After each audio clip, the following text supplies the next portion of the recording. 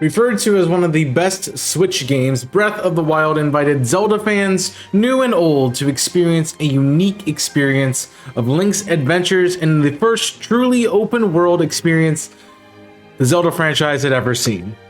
Breath of the Wild showed us the capabilities of the Switch's engine and a catalyst into a new era of gaming. What's good, Chaotic Nation? It's your boy Chaos here, and I wanted to invite you along to my only completed playthrough of Breath of the Wild to date, but with a twist. Not only was Breath of the Wild a revolutionary game, but it also offers players the casualness to the extreme, as you can literally run around Hyrule naked. And you bet I tried on the challenge for myself. Can you beat Breath of the Wild without armor? The simple answer is yes. For the majority of the game, armor exists to allow you to traverse to different terrain as you access every corner of the map. There is no need to wear armor unless you're doing a completionist run. So I amended my task and my goal to be instead, how much of Breath of the Wild can you beat without armor? As I mentioned, armor is mostly optional, but I wanted to see just how optional it was. So I tested every quest, every shrine, and went pretty much everywhere on the map where nudity was begrudgingly accepted, just to see how irrelevant armor is for an experienced Zelda player. The game begins with the Shrine of Resurrection, 100 years after the Great Calamity, where Link had been sleeping and recovering from his injuries. A voice forces you to wake up, much like every mom on a Monday morning when you just want to sleep that extra 5 minutes. Inside the shrine is your very old iPad, Sheikah Slate, which allows you to achieve mastery over several runes needed to complete the puzzles of Hyrule. This shrine also offers you your first optional clothing in the well-worn trousers and the old shirt, which we promptly sell at the first shop we come to in the game. While there are several types of attire across the land to don, we prefer shaking what your mama gave you. Exiting the shrine leads us to the ungodly bright light of our mothers getting really fed up that we haven't got out of bed yet as they yell at us to get ready before we miss the school bus and we take on the adventures of the day. Welcome to the Great Plateau, or Tutorial Island as I like to refer to it. This part of our adventure teaches us one of the most important tools for the survival of this run: gathering resources. Remember those armor bonuses? Yeah, we don't get any of those in this run because we can't wear armor. Instead, we are forced to learn how to live off the land, to craft potions and make delicious meals that give us the necessary stat buffs in order to complete our quest without throwing our controller out the window.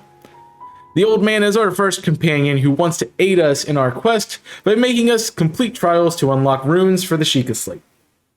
Now this is a pretty straightforward task until we reach our first real test of herbal knowledge, the Shrine of Kadamut.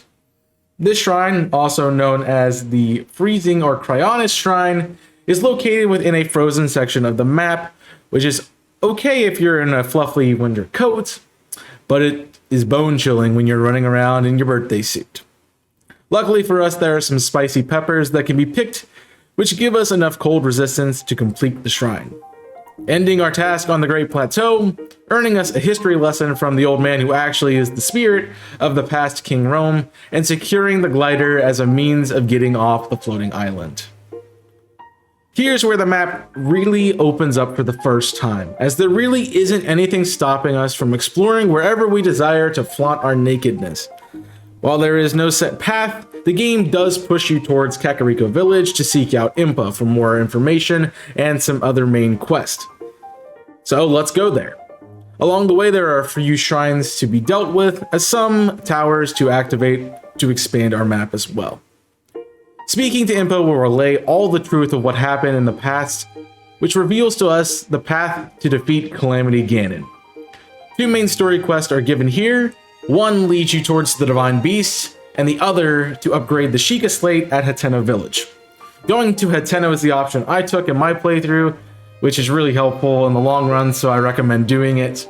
This led us to Pura and some additional features for the Sheikah Slate, including the Hyrule Compendium, which is very useful for for targeting exactly what materials we need to survive throughout the game.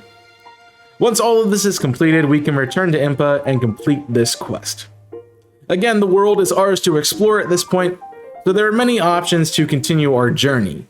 Picking up the Divine Beast section of the game is a good method to explore the world, and is the path I opted for in this run.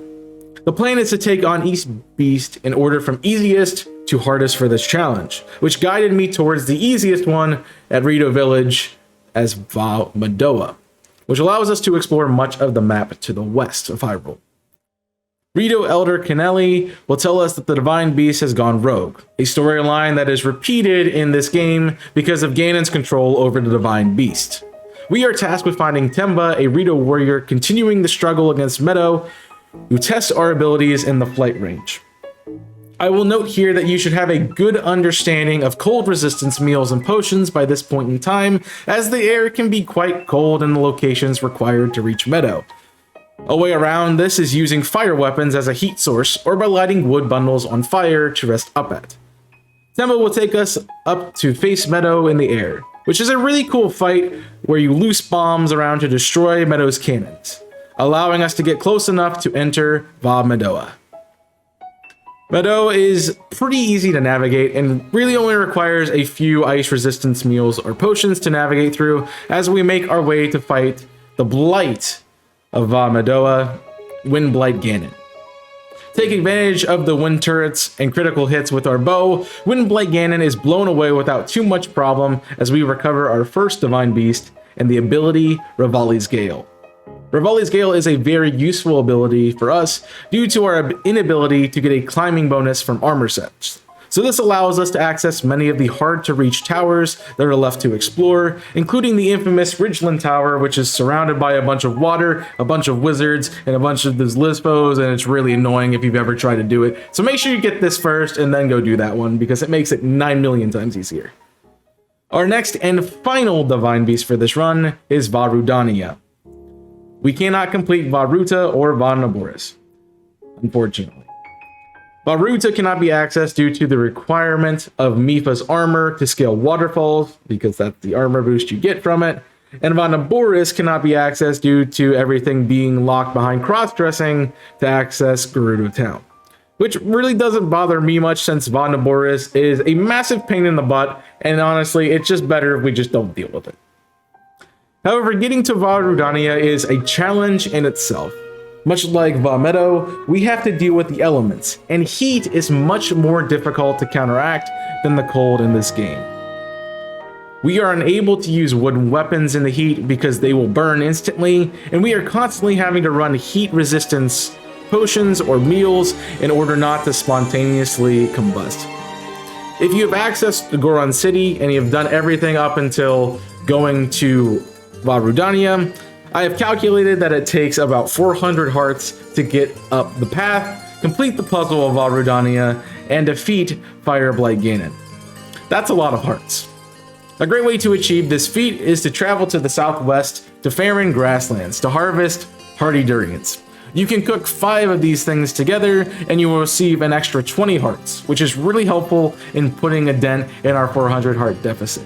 Just enjoy grinding for a couple of hours because it does take a little bit in order to get all of these durians. To maximize our hearts, meals were consumed at only half a heart because it is as close as you can get to death without actually dying. The good part about Vah Rudania is that once you are inside of the Divine Beast, you do not have to worry about the heat, but it is a factor in the outside areas and during the Fire Blight Ganon fight. Mastering dodges and making use of remote bombs gives us the edge to recover Vah Rudania and get access to Daruk's Protection, another useful ability that gives us 100% protection from an attack, which can be very helpful in situations where the fight's not going your way or it's just a rough fight in general. Having conquered every Divine Beast that doesn't require us to don some clothing, we can begin our preparations for the final fight versus Calamity Ganon. Our biggest asset at this point to defeating Ganon is the Blade of Evil's Bane, the Master Sword. The Master Sword can be found in the Lost Woods, and with the right price of your life, you can wield the Master Sword. The requirement is 13 heart containers to pull the sword out of the stone, which requires us to invest an additional 10 hearts from our base hearts of 3 by collecting the spirit orbs in the shrines. The good part about this is that there are no shortages of shrines in Breath of the Wild, with 120 total shrines existing in the base game. This means you need to overcome at least a quarter of these shrines in order to invest into the hearts to pull the sword out of the stone.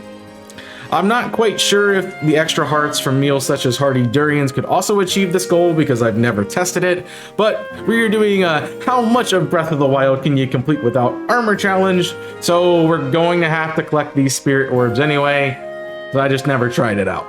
But feel free to try it yourself. This is a good time to mention which shrines are unable to be completed in this run. Of the 120 shrines in the game, only 5 shrines cannot be completed. 3 of these shrines are locked behind having access to Gerudo Town. 1 is locked behind the quest giver in Rito Villages, who for some reason refuses to talk to a naked man. And 1 is locked behind Vah Ruta, which requires us to use Mipha's armor. But every other shrine can be completed. A fun one to mention is the Island Trial, which strips you of all you've required throughout your journey when setting foot upon the island. The Island of Koholint Rock is motivation behind this challenge run and is probably my favorite trial in this game because it teaches you how to make use of what you have to continue the run. Other preparations for Ganon include increasing our weapons, bows, and armor slots. One of the Koroks, Hetsu, will be willing to upgrade your inventory slots in exchange for Korok seeds, which you can find throughout the world.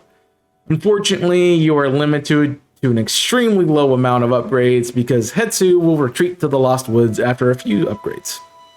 That doesn't sound like a problem. Right you are, faithful viewer who totally hasn't tried to talk to Hetsu in the Lost Woods without clothes on, because Hetsu refuses to say anything besides Nehi when Link approaches in the Lost Woods. Unfortunately, I abandoned the quest for the Korok seeds during this run because I saw at the point when I couldn't use them to increase my inventory spaces, so why collect them? When it comes to the other main quests of the game, Link's memories are one that open up the story of Breath of the Wild. All 18 memories are obtainable, excluding Urbosa's hand, which is locked inside the throne room in Gerudo Town, after Link receives the Thunder Helm.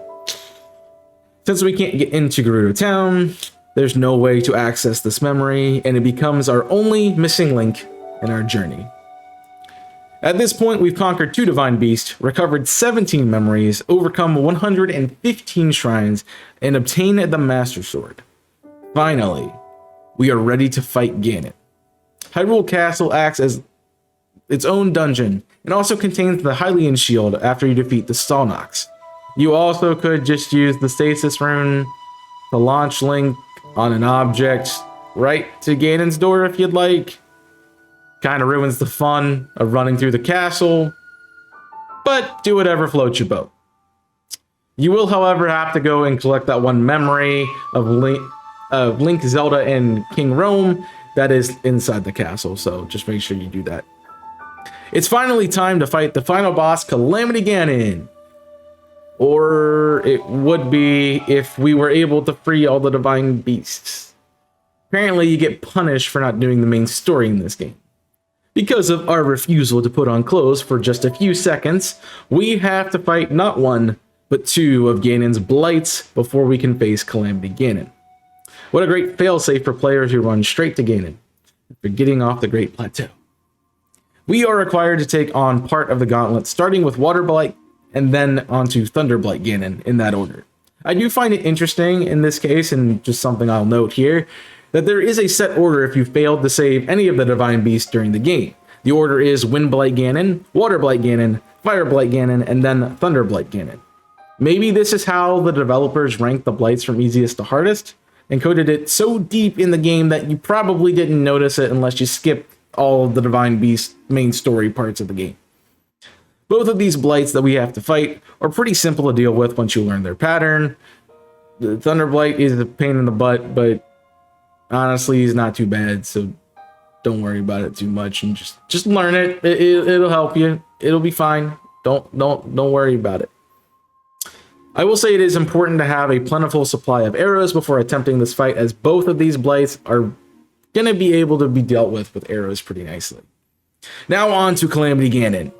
Calamity Ganon takes on the misshapen form of a spider beast brimming with ancient weapons that he'll bring to bear against you.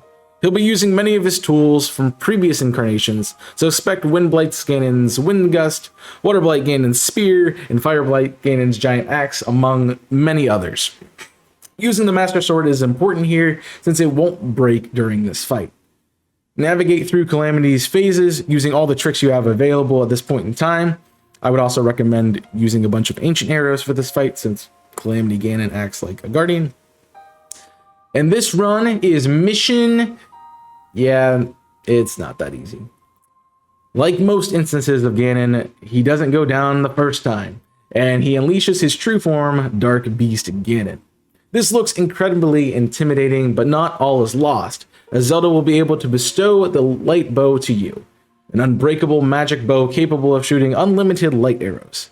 With this, you can get on your trusty steed and take out Ganon once and for all. With the help of Zelda opening up Ganon's weak spots, we can do some 360 no-scoping to finally seal Calamity Ganon for good, making this run... mission complete! I want to offer a special thanks to my community over on Twitch, who stuck with me through several hours of grinding for Hardy Durians, planning this run from start to finish, and losing in probably the most stupid ways possible in Breath of the Wild, as I attempted to take on this challenge. Yes, I did all of this challenge over on my Twitch channel, twitch.tv/chaos6. So if you don't want to miss more challenges like this, make sure you go follow the channel so you don't miss out. And check out all the rest of my links in the description, along with all of our fellow content creators here at the Invisible Corporations. Thank you all for watching this video. I encourage you to try out this challenge for yourself, and let us know if you'd like to see more videos like this in the future. Also, don't forget to leave a like and subscribe to the channel, and help out the Best Bits series by timestamping funny moments you see in our content and commenting them using BB and then the timestamp of that moment. Thank you for watching this, and until next time, I'm Chaos, signing off. Stay safe, and as always, burn it up.